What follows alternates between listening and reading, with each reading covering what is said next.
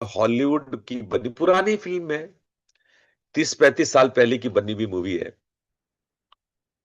और परफ्यूम बोल करके मूवी बनी है। बाइबल के एक देवता है जिसको गंध का देवता माना जाता है, और उस गंध के देवता पर आधारित ये मूवी है परफ्यूम। उस मूवी में ऐसा दिखाया गया है, उस पटकथा में ऐसा दिखाया गया है कि उस फिल्म का नायक एक ऐसा गंध बना देना चाहता है जिससे पूरी दुनिया आकर्षित हो जाए। ये कठोर दुनिया में, हिंसक दुनिया में प्रेम का वातावरण पैदा हो जाए, ऐसा वो परफ्यूम बनाना चाहता था। ये इस मूवी का पटकथा है जो बाइबल से लिया गया है। तो अब आप ये देखें कि दूसरे धर्मों में भी, ईसाई धर्म में भी, क्रिश्चियन धर्म में भी गंध का जो मूल उद्देश्य है वो आकर्षण ही है। तो गंध का जो मैंने मूल, चाहे वो आपका शरीर स्वाभाविक रूप से विसर्जित करता, और हां, जब जब आप किसी भी वजह से आकर्षण करते हैं, किसी को अपने लिए बुलाते हैं, उनको अपने पास लाना चाहते हैं, तो आपकी बॉडी स्वाभाविक रूप से गंध करती है। चाहे वो कामुक हो या ना हो, इससे कोई अर्थ नहीं।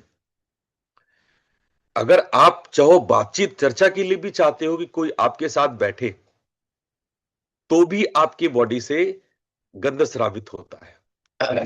ये बायोलॉजिकल घटना है। तो अब मैं वापस अपने टॉपिक पे आता हूं, पृथ्वी गंध रूप कैसे है।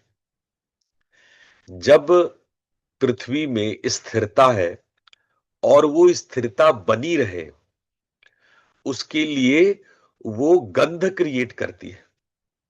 पृथ्वी सुगंधा, पृथ्वी सुगंधित है। पृथ्वी से गंध क्रिएट होता है। वो गंध आपके अंदर में वो खिंचाव, वो तनाव जो आप पृथ्वी पर बने रहे, वो गुरुत्वाकर्षण, वो ग्रेविटी, तो ग्रेविटी को अध्यात्मविदों ने गंध कहा। और वो गंध आपको पृथ्वी पर, जमीन पर अपना पैर बनाए रखने पर, स्थिर बनाए रखने के लिए वो संतुलित करता है। इसीलिए यहां पर सूत्र में कहा गया, सृष्टि गंध रूप सिद्धि। जो सृष्टि का गंध रूप है, जो सृष्टि में आकर्षण है, जो खिंचाव है, जो सृष्टि को सृष्टि बनाए रखता है, वही गंध रूप है जो हम सब में स्थिरता प्रदान करता है। आइए अब हम लोग अगले सूत्र की ओर जाएं। मेरी बात दोहराइए। पृथ्वी न्यासे श्री भूपुरम देह पीठम स्थैर्ये शिव दिव्योरेक्यम स्फुटते। पृथ्वीन्यासे श्रीभूपुरं देह पीठं स्थैर्यशिवदेव दिव्योरेक्यं स्फुटते। पृथ्वीन्यासे श्रीभूपुरं देह पीठं स्थैर्यशिवदेव्योरेक्यं स्फुटते। बहुत बढ़िया। अब देखिए, इस सूत्र को हम लोग डिकोड करते हैं। पृथ्वी के बारे में जान गए तो पृथ्वी का न्यास बताया गया है। हमने बताया था न्यास में पहले शुद्ध करते हैं। जब आप बुध शुद्धि करते हैं, पृथ्वी को शुद्ध करते हैं, तो पृथ्वी आपकी पीठ बन जाती है। यानी पृथ्वी आपके, जो ये आपका जो शरीर है, वो आपका मंदिर बन जाता है। अभी क्या लगता है कि शरीर बाधा है, शरीर में दर्द हो रहा है, शरीर में रोग है, शरीर में कष्ट है, भूख प्यास है, इत्यादि इत्यादि। हमेशा शरीर हमें बाधा मालूम पड़ता है। लेकिन यदि आप भूत शुद्धि करते हैं, पृथ्वी की शुद्धि करते हैं, तो ये देह बाधा नहीं, बल्कि ये शिव की अभिव्यक्ति हो जाती है, बल्कि ये मंदिर बन जाता है। और श्री विद्या में मैंने आप लोग को बताया था कि हम लोग का जो पूजा का स्थान है वो शरीर ही है। श्री विद्या श्री यंत्र बाहर नहीं है। आप लोग को याद है इसमें कितने लोग श्री विद्या की क्लास में थे? एक बार यस कर दो चैट पे, मुझे पता तो चले कितने लोग श्री विद्या में थे। जो लोग वीडियो ऑन किए वो हाथ भी उठा लेंगे, समझ में आ जाएगा। हाँ, ठीक बात कर रहे नीला, आप थे, मैंने देखा था। हाँ, आप भी थे, आप भी थे। बिल्कुल सही, बिल्कुल सही। तो मैंने भूपुर पढ़ाया था, आपको अगर याद हो तो मैंने जो पहला आवरण बताया था वो बताया था भूपुर। तो भूपुर जब मैंने आप लोग को बताया था तो कहा था कि ये शरीर मंदिर है, हम यहीं पे श्री चक्र को बैठाते हैं। श्री चक्र कोई बाहर कोई यंत्र नहीं है, ये शरीर ही श्री चक्र है। और जब मैं ये श्री चक्र आप लोग को पढ़ा रहा था तो मैंने ये बात बताई थी कि ये शरीर को भुपुर मानो, इस शरीर को भुपुर कहा जाता है। लेकिन साधारण शरीर को नहीं, शुद्ध न्यासित शरीर को। जब शुद्ध और न्यासित हो जाए, जब भूत शुद्धि हो जाए, आप न्यासित हो जाए, तो ये शरीर ही भुपुर बन जाता है। तो यहां पे कहने का अर्थ है कि ये जो भौतिक दुनिया है, भौतिक दुनिया को त्यागने की आवश्यकता नहीं है। भौतिक दुनिया त्याग करके कोई परमात्मा को नहीं पाया है। भौतिक दुनिया को, संसार को मंदिर बना करके, आश्रम बना करके। इसीलिए देखो, हमने अपने जीवन को चार भाग में बांटा है। अब गृहस्थ को गृहस्थ आश्रम कहते हो ना, गृहस्थ आश्रम। ऐसा नहीं है गृहस्थ मतलब कि भोग है और आध्यात्मिकता से दूर जाना है, नहीं। गृहस्थ भी आश्रम है। जैसे ब्रह्मचर्य आश्रम है, वानप्रस्थ आश्रम है, जैसे संन्यास्त आश्रम है, वैसे ही गृहस्थ भी आश्रम है। आप इस संसार को आश्रम बनाओ, इस शरीर को मंदिर बनाओ।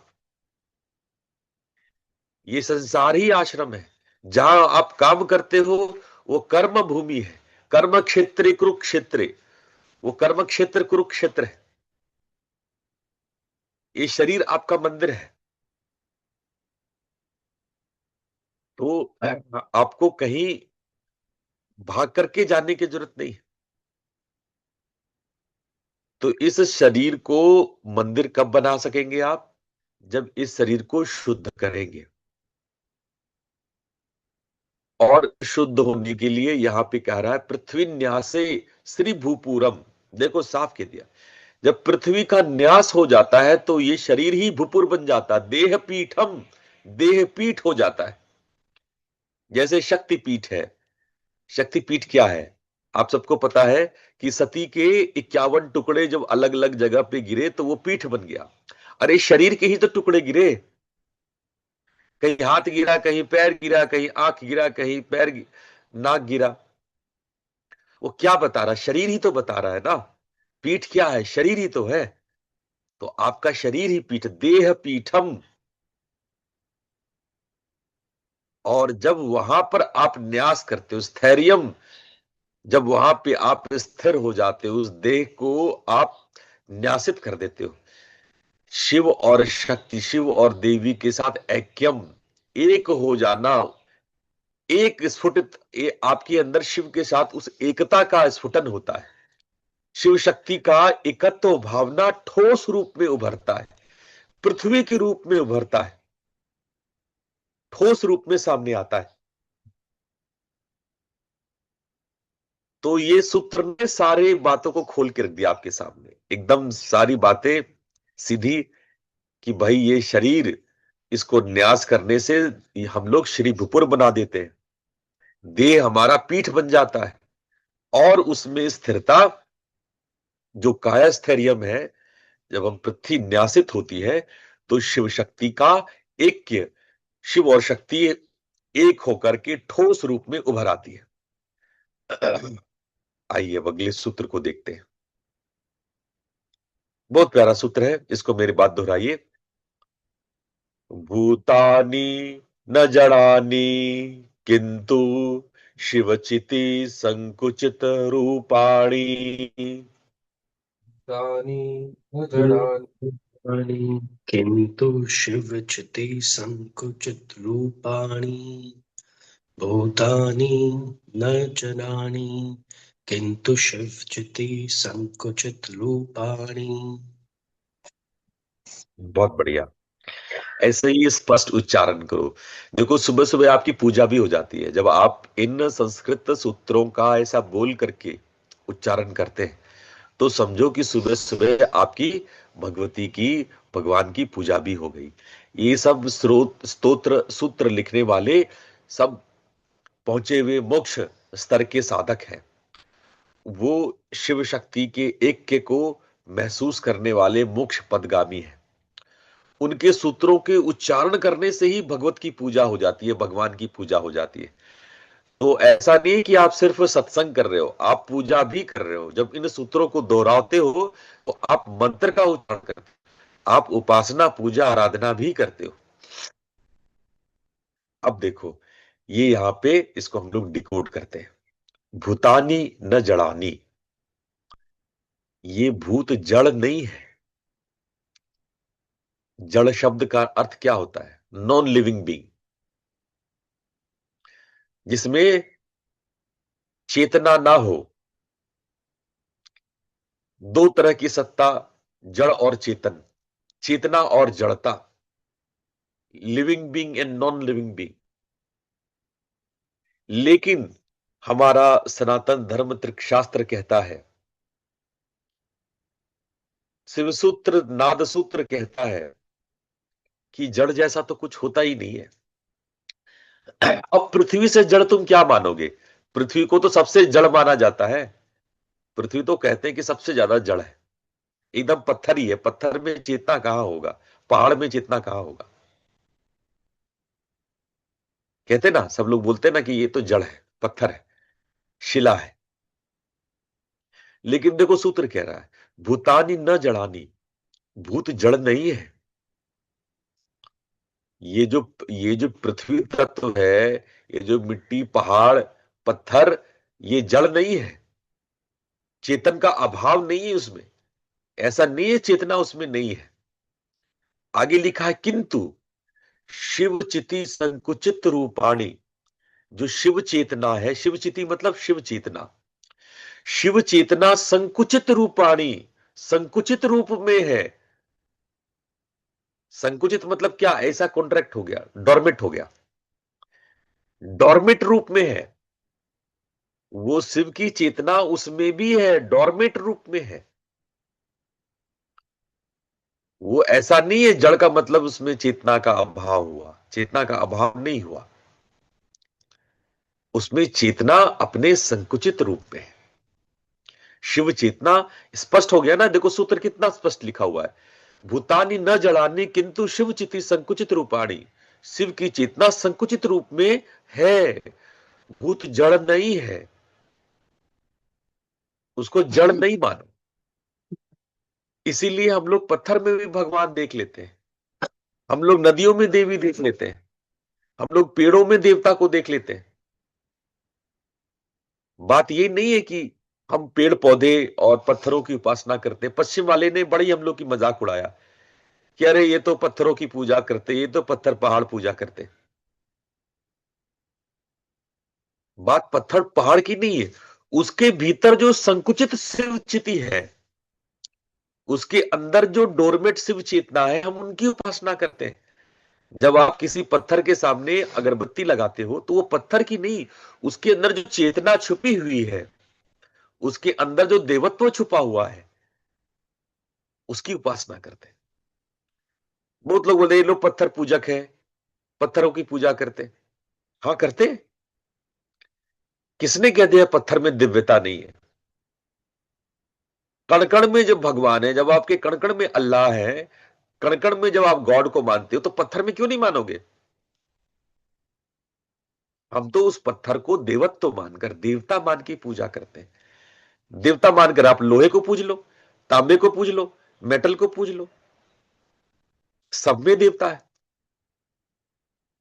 हिरण्यकश्यप ने अपने बेटे प्रहलाद से कहा कि अगर तुम्हारा देवता हर जगह है तो क्या इस खंबे में भी है? प्रहलाद कहता है हाँ, इस खंबे में भी है। हंसने लगा हिरण्यकश्यप, और कथा कहता है कि उस खंबे से फाड़ करके नारायण नरसिंह रूप में निकल आए। कथा पढ़ा है, सुना है कि नहीं आपने? उस जड़ से, उस खंभे से, उस पृथ्वी तत्व से, जिसको हम लोग कहते हैं जड़ है, बिल्कुल पृथ्वी तत्व है, पत्थर है, इसमें कहा देवता होंगे। उस खंभे से नरसिंह निकल के आ गए। तो हम लोग किसी को जड़ नहीं मानते, हमारा सनातन किसी को जड़ नहीं बोलते। नदी का भी पूजा करते, पत्थर का भी पूजा करते, पहाड़ का भी पूजा करते, आकाश का भी पूजा करते, पताल का भी पूजा करते। हमारे लिए सब दिव्य है, कण कण में भगवान है। ऐसा नहीं है कि कोई पश्चिम की तरफ है, कोई पूरब की, सब दिशा में, सब सारे दिशा में सारे भगवान है ना? तो ये बात है। अब आओ अगले सूत्र में, मेरे पीछे दो बार दोहराना। पंचभूत शुद्धो स्पंद बोध उदीयते, या शिव स्वरूपे नेतृत्वं नयति। भूत शुद्धो स्पंद बोध उदीयते, उदीयते यः यः शिवस्वरूपे नेतृत्वं नयति। पञ्चभूतशुद्धो स्पन्दबोध उदीयते यः शिवस्वरूपे नेतृत्वं नयति। अब देखो इस सूत्र ने कितनी प्यारी बात बता दी आप लोग को। पंचभूतो शुद्धो, जब इन पांचों भूतों की शुद्धि होती है, एकदम स्पष्ट है ना। तुम लाइन पढ़ते जाओ, संस्कृत में आप लोग विद्वान हो जाओगे। नाद सूत्रों को भी पढ़ लोगे ना तो संस्कृत आपको सरल आसान लगेगा, कुछ नहीं है। ऐसी बेकार में आप लोग संस्कृत संस्कृत से डरते हो। देखो कितना स्पष्ट लिखा है, पंचभूतो शुद्धो। एक बार खाली पढ़ लो, समझ में आ जाएगा, कुछ ग्रामर देखने का जरूरत नहीं है। पंचभूतो शुद्धो, पंच की भूत की शुद्धि से स्पंद बोध उदीयते, स्पंद बोध का उदय होता है। उदीयते मतलब उदय होता है, प्रकट होता है। यह शिव स्वरूपे नेतृत्वम नयति, और हमें शिव स्वरूप की ओर ले जाता है। नेतृत्व करता है मतलब ले जाता है। जो स्पंद बोध उत्पन्न होता है वो हमें शिव स्वरूप की ओर ले जाता है। एकदम स्पष्ट हो गया ना, कुछ तो दिक्कत नहीं है, एकदम स्पष्ट है ये जो लिखा है कि जब हम पांचों तत्वों की शुद्धि करते हैं, जब जब शुद्ध होता है तो हमारे भीतर स्पंदन, हमारे भीतर नाद उत्पन्न होता है। और उस नाद हम लोग को नेतृत्व करता है। वो नाद हमें लेके जाता है, कहां लेके जाता है? शिव स्वरूपे, अपने स्वयं के स्वरूप, अपने शिव के स्वरूप की ओर ले जाता है।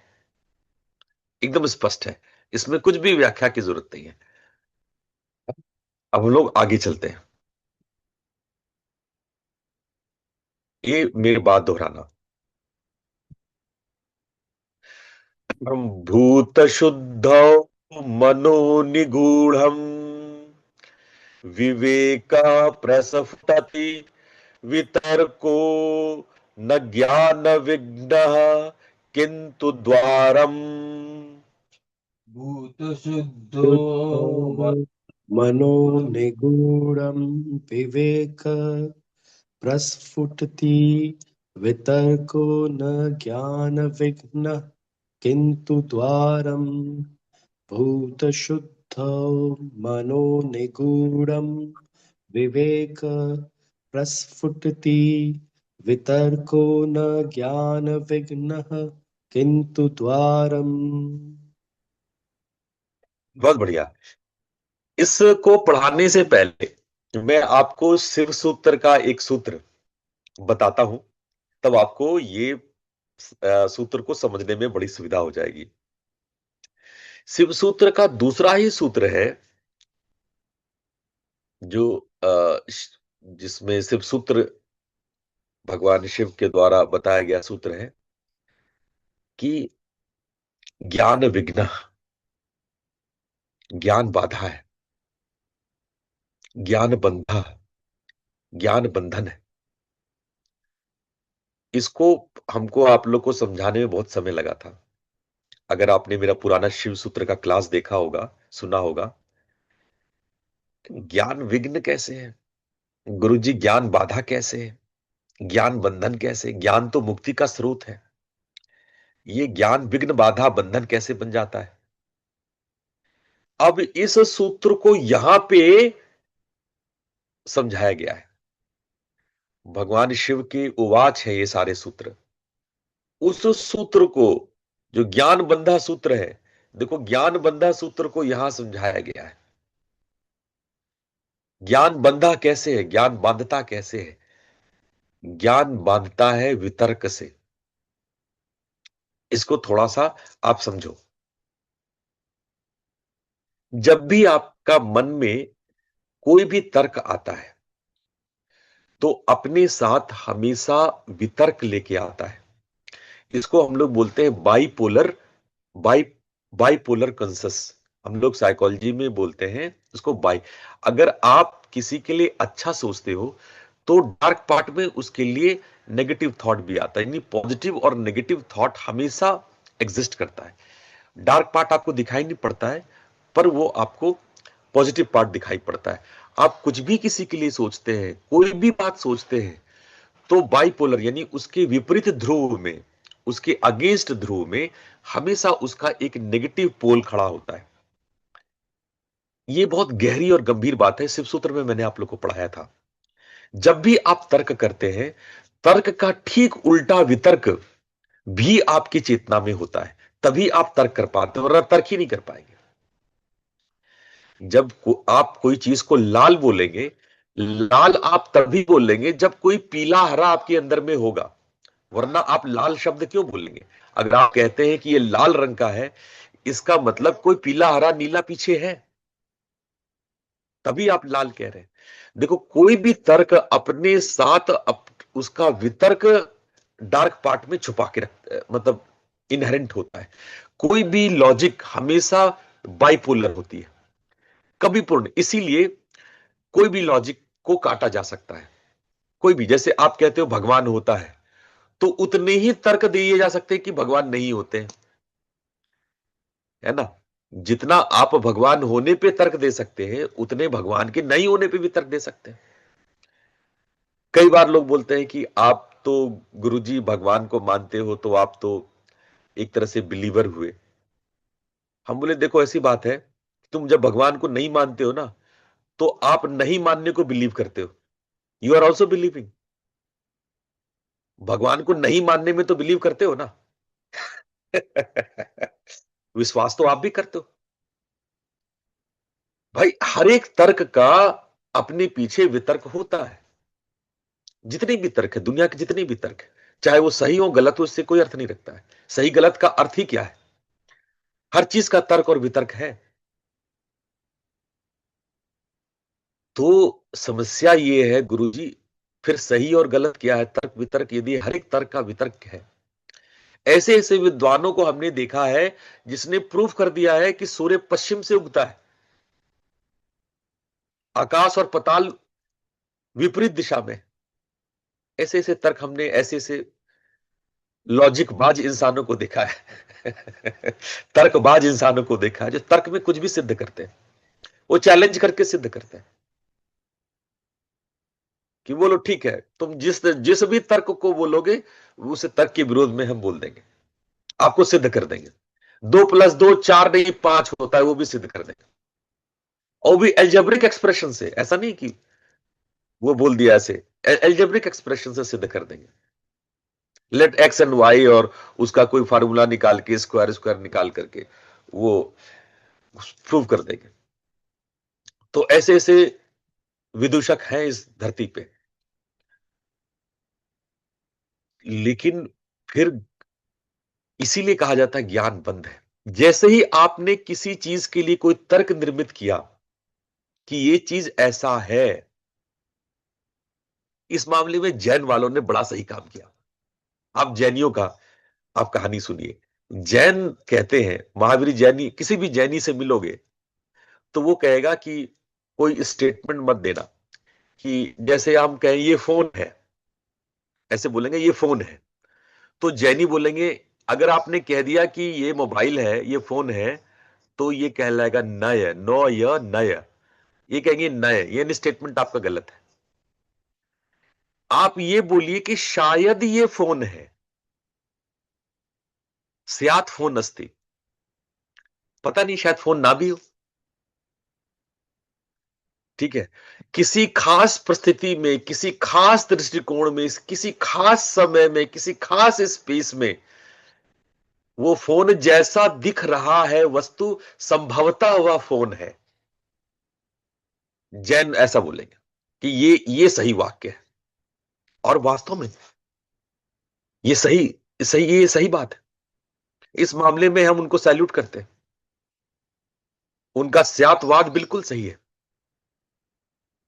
क्वांटम फिजिक्स से आप देखोगे, अगर क्वांटम की अवधारणा से आप देखोगे तो उनकी बात बिल्कुल सही है। शायद ये मोबाइल है, और ये उतना ही मोबाइल है जितना ये मोबाइल नहीं है। शायद स्यात अस्ति स्यात नास्ति, स्यात अस्ति नास्ति च, ये है भी और नहीं भी है। स्यात अनिर्वचनीय, शायद अनिर्वचनीय है, बोल नहीं सकती ये क्या है। कहो गुरु जी क्या बोल रहे हो? अरे क्वांटम फिजिक्स बोल रहा है, ये आपका क्वांटम फिजिक्स कह रहा है। तो ये ज्ञान बाधा है। जैसे ही आपको ये ज्ञान हो गया कि ये मोबाइल है, आप फंस गए, ये बाधा हो गया। ज्ञान बांध देता है। आप जब भी किसी तर्क में आएंगे कि ये कपड़ा है, ये शॉल है, आप बंध गए। सब आप बोलिए संभवतः शॉल जैसी दिखाई देने वाली वस्तु अमुक जगह, अमुक स्थान, अमुक समय में जो हमें दिख रहा है, संभवतः वो एक शॉल है।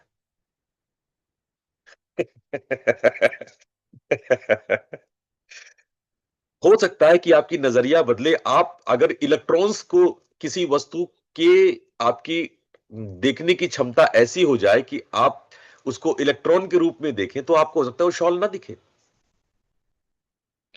अगर आपकी देखने की क्षमता स्पीड ऑफ लाइट से 10,000 गुना ज्यादा हो जाए, तो हो सकता है आपको कुछ और दिख जाए। तो अब तो क्वांटम फिजिक्स भी कह रहा है कि स्यात् अस्ति स्यात् नास्ति, स्यात् अस्ति नास्ति च, स्यात् अनिर्वचनीय। तो तर्कों की या वितर्कों का जो सीमा देखो, ये कितना छोटा हो गया। हम कोई चीज लॉजिक करते, ये चीज है, क्या पता है कि नहीं है, वो चीज वो ऐसा ना हो। तो इसीलिए शिवसूत्र ने कहा ज्ञान बंध, ज्ञान बांध देता है आपको, आपको समय और परिस्थितियों में बांध देता है, समय, टाइम एंड डिस्टेंस में बांध देता है। वो ज्ञान ज्ञान है ही नहीं। तो ज्ञान क्या है? विवेक प्रस्फुटते, वो विवेक, एक शब्द है यहां पे विवेक। विवेक शब्द बहुत, विवेक का अर्थ तर्क नहीं है, समझ लेना इस बात को। विवेक का मतलब तर्क नहीं है। विवेक ख्याति एक शब्द है, योग सूत्र में विवेक ख्याति। ये विवेक शब्द को समझो, विवेक बहुत शानदार शब्द है। विवेक का अर्थ बुद्धि नहीं है, विवेक का अर्थ तर्क नहीं है। विवेक का अर्थ है जब हम सत्य का बोध होता है, जब सत्य का बोध होता है उसको बोलते हैं विवेक। नीर क्षीर विवेक, जब दूध का दूध पानी का पानी हो जाए, नीर क्षीर विवेक। तो विवेक का मतलब होता है जब सत्य का साक्षात्कार हो। तो जब विवेक प्रस्फुटित होता है, तब आपका वितर्क ज्ञान का बाधा नहीं बनता है, तब वो ज्ञान का द्वार बन जाता है। तब जो वितर्क है वो बाधा नहीं, संप्रज्ञात बन जाता है। योग सूत्र में जो पहली समाधि है वो है वितर्क संप्रज्ञात समाधि। वितर्क संप्रज्ञात समाधि, ये पहली समाधि है। जब पहली बार आप अपने साध्य के साथ, आप अपनी टारगेट के साथ एक हो जाते हैं, आपकी धारणा और आपका जो ध्येय है वो एक हो जाता है, और आप समाधि में जब उतरते हैं, तो पहली समाधि को, उस पहले अनुभव को वितर्क संप्रज्ञात समाधि कहते हैं। वितर्क संप्रज्ञात क्या है, वो हम आगे सूत्र में देखेंगे। हम लोग अगला सूत्र देखते हैं क्या है उसमें, वितर्क संप्रज्ञात समाधि के बारे में।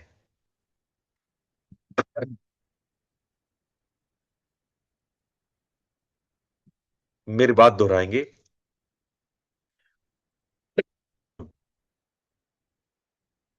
न्यास शुद्धो नादः, नादे स्पंदः, स्पंदे शिवः, तत्र संप्रज्ञातः समाधि स्वमेव उदेति।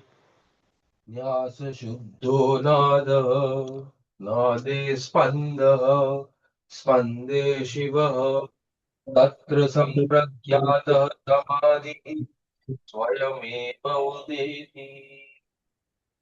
न्यास शुद्धो नादः, नादे स्पन्दः, स्पन्दे शिवः, तत्र सम्प्रज्ञात समाधि। स्वयमेव उदेति। बहुत बढ़िया है, बहुत बढ़िया। तो मैंने आप लोग को बताया कि संप्रज्ञात समाधि। अब ये टर्म को थोड़ा समझते हैं। संस्कृत में अगर टर्म को समझने लगे ना, तो एकदम संस्कृत हलवा हो जाता है, बस झटाझट खा लो।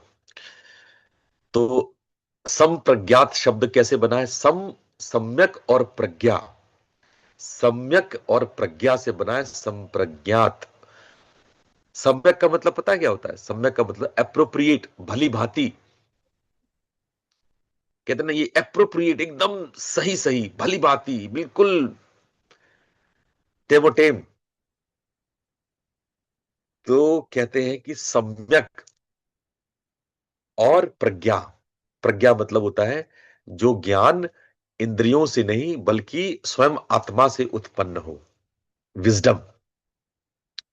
तो जब आपकी प्रज्ञा एप्रोप्रिएट हो, जो विजडम आपका एप्रोप्रिएट हो, उसको बोलते हैं संप्रज्ञात।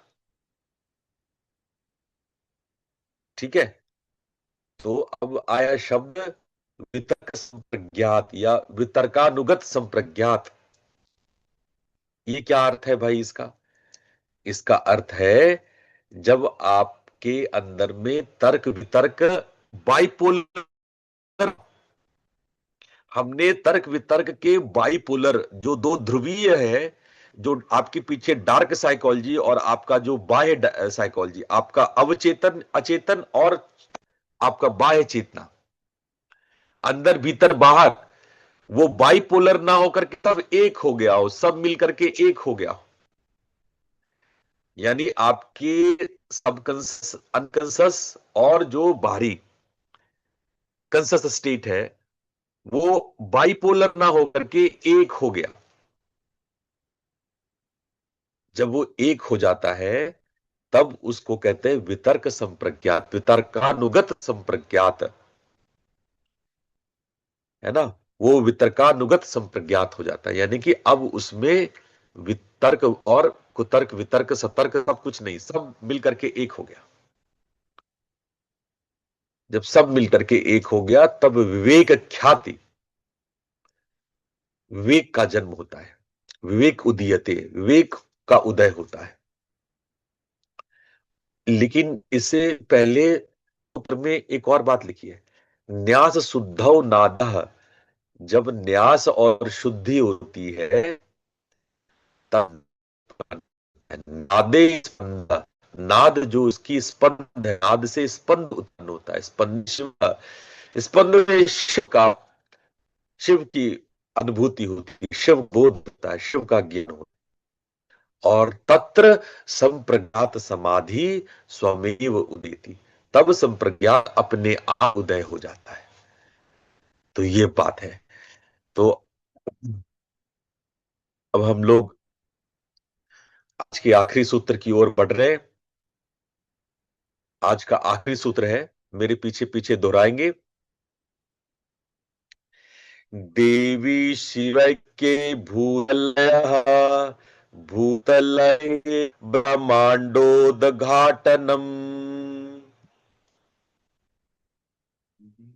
शिव के भूतलयः भूतो भूतलये ब्रह्माण्डोद्घाटम् देवी शिववेक्ये भूतलयः भूतलये ब्रह्माण्डोद्घाटम्। अब देखो, देवी यानी शिव और शक्ति, ये शिव और शक्ति एक कब होते हैं? जब भूतों का लय होता है, जब आप न्यास कर लेते हो, शुद्ध कर लेते हो, और उसमें से जो स्पंदन होने लगता है, उस स्पंदन में अपने आप को लय कर लेते हो, तो उसको बोलते हैं भूत लय। भूत शुद्धि, भूत न्यास और भूत लय। अब ये थर्ड लेवल पे आ गए। पहले भूत शुद्धि, भूत न्यास, अब भूत लय, ये तीसरे लेवल पे आ गया। जब भूतों का लय होता है तो क्या होता है? शिव और शक्ति का ऐक्य, देवी और शिव का ऐक्य, एक होना अनुभव करते हैं। और भूत लय होने से और दूसरा चीज क्या होता है? पहला तो होता है कि शिव शक्ति का ऐक्य होता है, और दूसरा क्या होता है? ब्रह्मांडोद्घाटनम, ब्रह्मांड का उद्घाटन होता है। ब्रह्मांड तो है वहां पे, अब उसका उद्घाटन यानी उसका पर्दा, उसका अनावरण, वहां जो अभी हमें दिखाई नहीं पड़ रहा था, उस ब्रह्मांड से हम जुड़े नहीं थे, ब्रह्मांड हमारे लिए उद्घाटित हो जाता है। ब्रह्मांड में हम प्रवेश करने लगते हैं, यानी शरीर को छोड़ के कायोत्सर्ग हो जाता है। काया को छोड़ करके हम ब्रह्मांड में उतर आते हैं। जब हम अंतरिक्ष में उतर आते हैं, तो ये जो सारा हमने प्राणमय कोश पढ़ा, समझो इस बात को। आज हम लोग प्राणमय कोश को पूर्ण कर रहे हैं। हमने दो कोश पढ़ लिया, अन्नमय कोश और प्राणमय कोश। हमने देखा अन्नमय कोश जहां हमारे जीवन में अनुशासन लाता है, अन्नमय कोश जहां हमारे जीवन में एक मुमुक्षु भाव आता है, अन्नमय कोश जब हम अपने जीवन की आध्यात्मिक यात्रा शुरू करते हैं, पूर्व तैयारी करते हैं, वहीं प्राणमय कोश आपको कायोत्सर्ग यानी शरीर से मुक्त करके, शरीर से परे जाकर के ब्रह्मांड की ओर ले जाता है। ये दोनों ही कोश स्थूल शरीर कहलाती है। ये दोनों ही कोश मिलाकर के स्थूल शरीर बनता है। जब इंसान मरता है ना, तो यही मरता है। वास्तव में आत्मा अमर है। न सूक्ष्म शरीर मरती है, न कारण शरीर मरता है। मरता क्या है? ये अन्नमय कोश, जिसको जला देते हैं और दूसरे धर्म वाले लोग उसको दफना देते हैं, तो ये अन्नमय कोश चला जाता है। प्राणमय कोश वातावरण में विलीन हो जाता है। ये अन्नमय कोश और प्राणमय कोश ही आपको इंडिविजुअलिटी देता है, आपको व्यक्तित्व देता है, आपको अस्तित्व देता है कि आप डॉक्टर राजेश हो, आप नीला जी हो, है ना, सबको जो शर्मा जी हो, जो आपका व्यक्तित्व है, आपका इंडिविजुअलिटी है, ये स्थूल शरीर देता है। और इन दोनों कोशों को जब आप पार कर लेते हो, तो आप इंडिविजुअलिटी को पार कर लेते हो। तो ये स्थूल शरीर का पार हो जाना। हम जैसे ही सो कॉल्ड मरते हैं, तो ये स्थूल शरीर को हम लोग परित्याग कर देते हैं। इसी को जगत में मरना कहते हैं, स्थूल शरीर को छोड़ना। लेकिन तब भी सूक्ष्म शरीर और कारण शरीर रह जाता है। अभी भी ऐसा नहीं है कि आप मरते ही परमात्मा बन जाते हैं, नहीं। आप मरते हैं तो आपका सूक्ष्म शरीर और कारण शरीर चूंकि रह जाता है, इसलिए आप फिर से जन्म ले लेते हैं, एक और स्थूल शरीर धारण कर लेते हैं। सूक्ष्म शरीर और कारण शरीर का यदि नाश हो जाता तो आपको जन्म लेने की जरूरत नहीं पड़ती, लेकिन इसी सूक्ष्म शरीर और कारण शरीर के कारण आप बार बार जन्म लेते हैं। तो पहली चरण में तो हमने स्थूल शरीर को नाद के माध्यम से, स्पंदन के माध्यम से पार करना सीखा कि हम कैसे अलग अलग, हमने बहुत सारे प्राणमय कोश में हमने बहुत सारे प्रैक्टिसेस करे, आसन किया, प्राणायाम किया, कई कई मुद्राएं की, त्राटक की, उसमें भी कई प्रकार के द्वादश जो कोण बना करके हमने एकाग्र किया, बिंदु भेदन किया, हमने बहुत तरह के उपाय तरीके हमने पिछले 120 सूत्रों में देखा। 120 सूत्रों में भांति भांति से हमने स्थूल शरीर को पार करने का उपाय देखा कि हम लोग किस तरह से स्थूल शरीर को पार कर सकते हैं। लेकिन अभी आप मुक्त नहीं हुए हो, अभी तो सूक्ष्म शरीर बाकी है, कारण शरीर बाकी है, अभी आपकी यात्रा बहुत बाकी है। अगर आपने अभी बिंदु भेद लिया है तो अभी मुक्त नहीं हुए, अभी शरीर छोड़ करके काया से उत्सर्ग हो गए हो तो भी अभी यात्रा पूरी नहीं है, अभी यात्रा बाकी है। और आगे से हम लोग मनोमय कोश की नाद साधनाएं देखेंगे। मनोमय कोश में जब हम लोग इन करेंगे, जब हम लोग प्रवेश करेंगे, तो हम लोग मानसिक विज्ञान को पढ़ेंगे। नाद विद्या के बहुत सुंदर सुंदर सूत्र हम लोग पढ़ने वाले हैं, जिसमें मन क्या है, भावना क्या है, विचार क्या है, कैसे विचार उठते हैं, साधना करते हुए विचार आपको डिस्टर्ब कर देता है, मन और भावनाएं आपको विक्षिप्त करती है। तो ये सारे चीजों के बारे में हम लोग इस कोश में देखेंगे। और तो और मातृका का रहस्य जानेंगे, मध्यमा नाद के बारे में समझेंगे, मंत्र विज्ञान को भी सीखेंगे, समझेंगे, बीजाक्षर क्या होते हैं, नादात्मिका शक्ति क्या होती है, यंत्र विद्या क्या होता है, और लय योग के बारे में। ये बड़े गूढ़ सब्जेक्ट्स हैं, इसके बिना आप सूक्ष्म शरीर पार नहीं कर सकते। तो सूक्ष्म शरीर को पार करने के लिए हमें ये सारे चीजों को समझना है। मनोमय कोश की अब हम लोग पूरी यात्रा करेंगे। इस मनोमय कोश के लिए नाद सूत्रों ने 100 से ज्यादा सूत्र दिए हैं, 100 से भी ज्यादा सूत्र हैं केवल इसी कोश में, 100 से भी ज्यादा सूत्र हैं। और इस कोश को नाद विद्या में बहुत स्थान दिया गया, बहुत वैल्यू किया गया।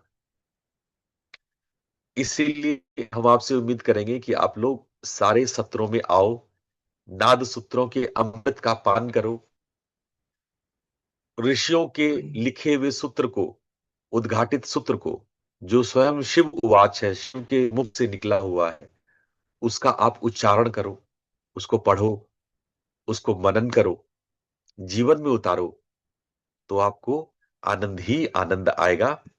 आज हम यहीं पर सत्र विराम करते हैं। यदि कोई प्रश्न बनता है तो आप पूछ सकते हैं, कोई भी प्रश्न आप पूछना चाहें तो आप पूछ सकते हैं। हाँ अग्रवाल जी पूछें। गुरुजी एक प्रश्न है मेरा, ये हम जो तत्वों की साधना करते हैं, इसमें मुद्राओं का कितना प्रभाव है? हस्त मुद्राएं, जैसे हम लोग अलग अलग मुद्राएं, पृथ्वी मुद्रा है, आकाश मुद्रा है, वायु मुद्रा है, या वरुण मुद्रा है, तो क्या ये प्रभावी है? मतलब इसके मुद्राओं के बारे में थोड़ा सा अगर। प्रश्न आपने बहुत बड़ा पूछ लिया है, इसके लिए तो पूरा पूरा सत्र चाहिए। पर हाँ, निश्चित रूप से मुद्राएं प्रभावित करती हैं। मनोमय कोश पढ़ाऊंगा तो उसमें मंत्र और मुद्रा दोनों बताऊंगा। मंत्र और मुद्राएं दोनों ही प्रभावित होती है। अभी चक्र और तत्व ये दोनों मनोमय कोश में भी पढ़ाए जाएंगे। जो चक्र और तत्व का केवल स्थूल भाग पढ़ाया गया है आप लोगों को, जितना भी आपने देखा है चक्र और तत्व का स्थूल पार्ट देखा है, चक्र और तत्व का मनोमय कोश भी है। तो जब हम अभी मनोमय कोश आप लोग को बताएंगे तो चक्र और तत्व का मनोविज्ञान समझाएंगे। और जब मैं उसके मनोमय कोश पर चर्चा करूंगा तो मंत्र और मुद्रा दोनों ही विस्तार से बताऊंगा। और जब ये विस्तार से बताएंगे तो आपका प्रश्न अपने आप हल होगा कि क्या इन चक्रों पर या इन तत्वों पर कोई जेस्चर यानी मुद्रा का प्रयोग हो सकता है। हाँ, निश्चित रूप से होता है। इसीलिए पूरा हठ योग का विज्ञान इस पर आधारित है और हम लोग अन्य अन्य माध्यम से मुद्राओं पर, नाड़ियों पर इसका प्रयोग करते हैं और आगे हम करेंगे भी, सीखेंगे भी। मुद्राओं का प्रयोग हमारे तंत्र शास्त्र में, मंत्र का प्रयोग हमारे तंत्र शास्त्र में एक आधार टूल, जो सबसे इंपॉर्टेंट टूल है, उससे करा जाता है। और हम लोग आने वाले बहुत सारे सूत्रों में मुद्राओं का वो प्रभाव देखेंगे। हाँ, ये जरूर है कि पृथ्वी, जल, अग्नि, वायु, आकाश हम शॉर्ट में बता दें। हमारी उंगलियों पर ये पांचों तत्व विराजमान है। जैसे ये अंगूठे से आप शुरू करो तो ये अंगूठा माना जाता है अग्नि तत्व, ठीक है। ये माना जाता है वायु तत्व, ये माना जाता है आकाश तत्व, ये माना जाता है पृथ्वी तत्व और ये माना जाता है जल तत्व। ये पांच उंगलियों में पांचों तत्वों का प्रतीकात्मक सिंबॉलिक वे में मानते हैं, क्योंकि इनकी नाड़ियां हमारे उन्हीं उन्हीं चक्रों से, उन्हीं उन्हीं तत्वों से जुड़ी हुई है। तो जब हम वायु तत्व और पृथ्वी तत्व, अग्नि तत्व को मिलाते हैं, जब हम अग्नि तत्व को आकाश तत्व से मिलाते हैं, जब हम पृथ्वी तत्व को हम अगर अग्नि तत्व से मिलाते हैं और अगर जल तत्व को हम लोग अग्नि तत्व से मिलाते हैं। वैसे तो मैंने मुद्राओं पर सेपरेट बहुत सारे सत्र लिए हैं, बहुत सारे। मेरे YouTube में आप जाके देखो, बहुत सारे सत्र मैंने मुद्राओं पे लिए हैं और अनेकानेक मुद्राएं हमने उसमें बताए हैं। मेरे ख्याल से 80-85 मुद्राओं का मैंने एक बार मुद्रा का सत्र लिया था, उसमें 80-85 मुद्राएं मैंने बताए थे। तो उस पर मुद्रा से विस्तार से आपको उसमें वर्णन मिल जाएगा। समय अभी नहीं है, विषय बहुत बड़ा है, मुद्रा बहुत बड़ा विषय है, तो बहुत डिटेल में आज तो नहीं बताऊंगा। पर आने वाले सूत्रों में जहां जहां मुद्रा का प्रयोग है वहां वहां पर मैं आपको बता सकता हूं कि हाँ, भिन्न भिन्न मुद्राओं से हम लोग तत्व शुद्धि कैसे करते हैं। क्यों अग्नि मुद्रा को हम यदि वायु मुद्रा में लगाते हैं तो इसको हम लोग चिन्ह मुद्रा या ज्ञान मुद्रा कहते हैं। इसको ज्ञान मुद्रा क्यों कहते हैं? वायु और अग्नि का ज्ञान से क्या संबंध है? अगर हम ये आकाश को अग्नि से लगाते हैं तो इसको हम आकाशीय मुद्रा क्यों कहते हैं? इसका आकाश से क्या संबंध है? ये सारी बातें मैं समय आने पर, जैसे जैसे सूत्र का क्रम होगा, मैं बताऊंगा। पर अगर आपको विशिष्ट देखना है तो आप मेरे पिछले किसी YouTube चैनल में आप देख लेना, मैंने इस पर बहुत व्याख्या करी हुई है। जी गुरु और जी। मैं आगे भी आप लोगों को समय आने पर, ये बहुत बड़ा विषय है, बहुत ही बड़ा विषय। ये एक सत्र में लिया भी नहीं जा सकता, इतना बड़ा विषय है, ठीक है। तो गुरु आज जी। संक्षेप में ही रखो, मैं आने वाले समय में इसको और विस्तार से, जैसे जैसे सूत्र आएगा वैसे वैसे मैं बताऊंगा, ठीक है। जी तो गुरु जी, आप लोग बहुत धन्यवाद, प्रणाम गुरु जी। बहुत बहुत बहुत धन्यवाद। अच्छा अच्छा, प्रशांत जी एक सवाल, अच्छा प्रशांत जी पूछें। प्रणाम गुरुजी। हाँ अ, पूछें। गुरुजी, मेरा जो सवाल है उसका पार्शली आपने अभी आंसर किया। मेरा ये था सवाल कि एवरीडे लाइफ में हम कैसे कुछ छोटा एक्सरसाइज कर सके जिससे हमारी भूत शुद्धि और वो न्यास आप जो बता रहे थे उसके बारे में बता सके। और दूसरा क्वेश्चन था, अगर अभी समय हो, कि सरस्वती माँ हमारे ब्रह्म ग्रंथि में, ये मुझे बड़ा मतलब पहली बार मैंने सुना, क्योंकि अभी तक हम या तो गणेश जी या माँ काली सुने, और सरस्वती माँ को तो रुद्र ग्रंथि या मतलब आज्ञा चक्र और ऊपर है ना उससे एसोसिएट करते हैं। तो ये चीज थोड़ा, अगर जरूर समय जरूर, हो तो आइए। प्लीज थोड़ा इस पे मैं प्रकाश बिल्कुल, ये डालिए। प्रश्न बनता है आपका, बहुत उचित है। और जिस जगह पे हम बैठे हैं उस जगह पे अगर आपको पता हो तारापीठ के बारे में प्रशांत जी, आप तो इसी पश्चिम इलाके से ही है।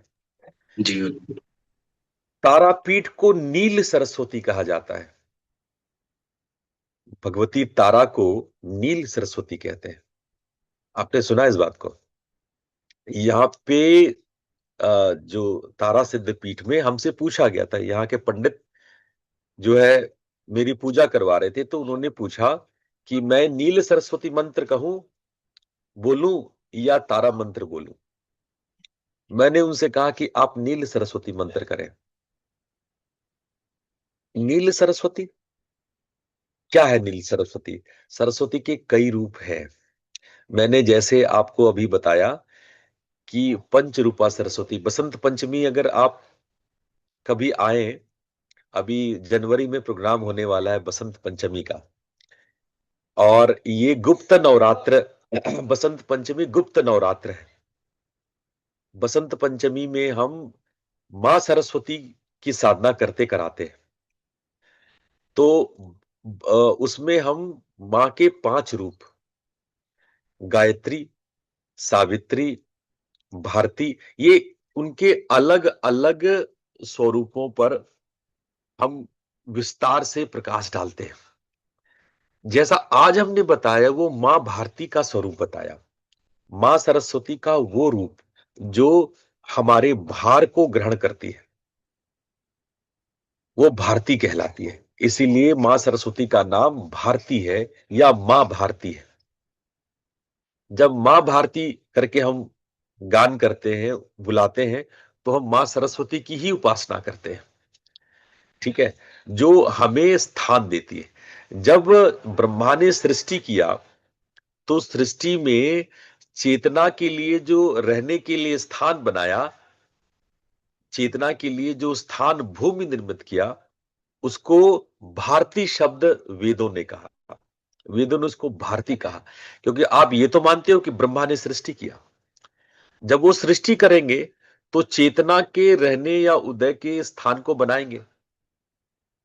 तो जहां पर चेतना उत्कृष्ट हो, जहां पर चेतना संकुचित से फैलते हुए शिवत्व को प्राप्त करे, वैसे स्थान को पृथ्वी कहते हैं।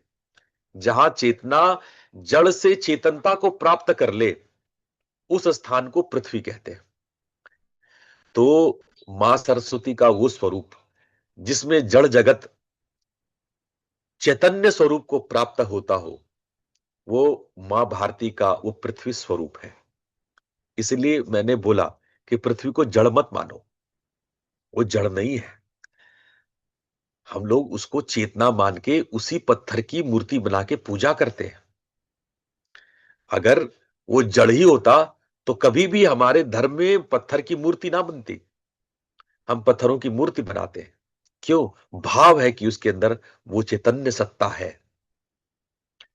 तो मां सरस्वती का भारती के रूप में ब्रह्मा की बनाई हुई सृष्टि में जो चैतन्यता है, जो चैतन्य को प्राप्त करने की क्षमता है, वो मां का नील सरस्वती स्वरूप है।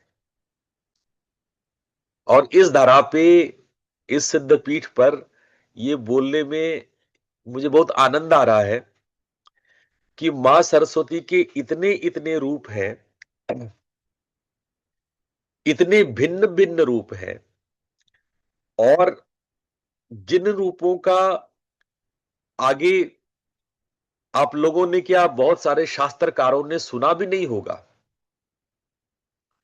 सहस्र सरस्वती नामावली में 1000 सरस्वती के नाम है, और उस नामावली में आप हैरान होंगे कि अन्य भगवती का जो उपासना साधना है, उसका भी प्रारंभिक स्तोत्र और प्रारंभिक स्वरूप मां सरस्वती के ही रूप है। क्योंकि सृष्टि, जब सृष्टि वही है तो मातृकाएं भी वही है। अगर मातृकाएं भी वही है और सृष्टि भी वही है, तो आधार तो सरस्वती ही हुई ना। ये सामान्य से आप कॉमन सेंस से सोचो कि सृष्टि का आधार, यदि सृष्टि ब्रह्मा ने ही रचा, तो निश्चित रूप से सरस्वती आधार होंगी। और आधार रूप भारती नाम से उनकी हम उपासना भी करते हैं, उनकी हम साधना भी करते हैं, अलग अलग स्वरूप में। उग्र सरस्वती भी है, ऐसा नहीं कि सरस्वती उग्र नहीं है। पंचमुखी सरस्वती उग्र भी है, वो नाश भी विनाश भी करती है। आपको लगता होगा सरस्वती केवल वीणा बजाती है, ऐसा नहीं है। हम लोगों ने उस स्वरूप को ज्यादा प्रचलित किया है। बसंत पंचमी में आओ, मैं बताता हूं उनके उग्र रूप, उनके उग्र रूपों के बारे में भी बताता हूं। उनके उग्र रूप भी है, वो विनाश की देवता भी है। तो सरस्वती के बारे में हम लोग बहुत भूल गए। हम लोग का ज्ञान मां सरस्वती सरस्वती जैसे मां सरस्वती भूमिगत हो गई ना आजकल। जो सरस्वती नदी है वो भूमिगत हो गई, तो हम लोग उनके बारे में हमारा ज्ञान भी भूमिगत हो गया है।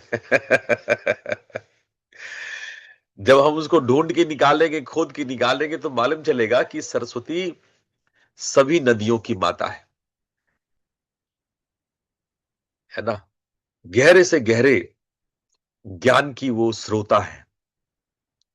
जिस समय सरस्वती नदी के बारे में वेद गा रहे थे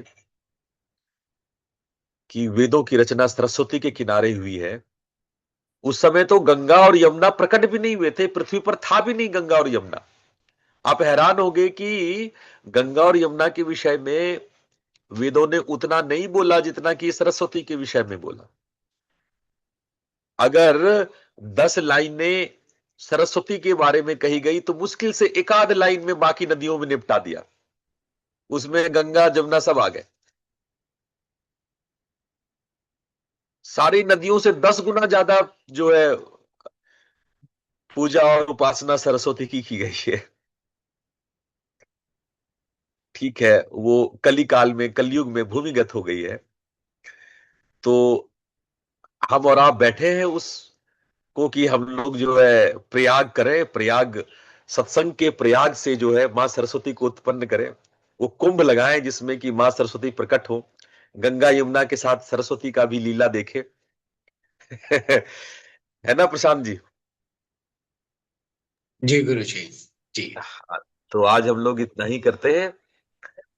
यहाँ पर पूजा का काल शुरू हो रहा है। मैं आप लोगों से विदा लेता हूं जल्दी ही। अगर कल संभव हो पाया तो मैं कल आऊंगा, और यदि संभव नहीं हुआ तो आप लोग आसन प्राणायाम वगैरह वगैरह करें। मैं परसों अवश्य आप लोग के सामने आऊंगा। कल संभव है आ भी सकता हूं या नहीं भी आ सकता हूं। आप सब लोग को प्रणाम। आप, हाँ, और आप सबके लिए मैंने पूजा रखी है यहाँ हाँ पे। गुरु जी। ये तारापीठ में मैंने सभी रितान्विषी परिवारों का, मैंने, और आप लोग अपना नाम भी लिख करके प्रतीक को भेज देना। सबका नाम के साथ अलग अलग से इधर पे चढ़ा के पूजा कर देंगे आपका। आप इन लोग के लिए बैठे नाम और गोत्र, ये दोनों आप लिख के प्रतीक को भेज दो, नाम और गोत्र लिख करके। तो आपके यहाँ अभी यहाँ पे हम अनुष्ठान में बैठेंगे, हवन होगा आज, हम लोग यहाँ पे हवन करेंगे। तो एक लंबा हवन होगा, माता पे भोग लगेगा। यहाँ पे माता पे भोग लगता है। अच्छा, तो हमने वेजिटेरियन भोग की बात करी है, क्योंकि नॉन वेजिटेरियन हम लोग नहीं मानते हैं, वाम साधक नहीं है। तो हमने वेजिटेरियन भोग की बात करी है। तो यहाँ पर बड़े बड़े भोग लगते हैं, ऐसे 51,000 तक के भोग लगते हैं। तो आपको पैसा मत देना, पैसा मत भेजना। आपके गुरुजी महाराज के पास भगवती का दिया हुआ बहुत कुछ है। आप लोग केवल नाम और गोत्र भेज देना, नाम और गोत्र भेज देना। ठीक है, मैं यहां आप लोग सबकी हवन में पूजा करवा दूंगा। ठीक है, चलो, प्रणाम। प्रणाम धन्यवाद। गुरुदेव। प्रणाम प्रणाम गुरुदेव। गुरुजी। प्रणाम। धन्यवाद गुरुदेव। प्रणाम गुरुजी। प्रणाम। धन्यवाद गुरुजी। प्रणाम गुरुजी। प्रणाम। प्रणाम गुरुदेव। प्रणाम।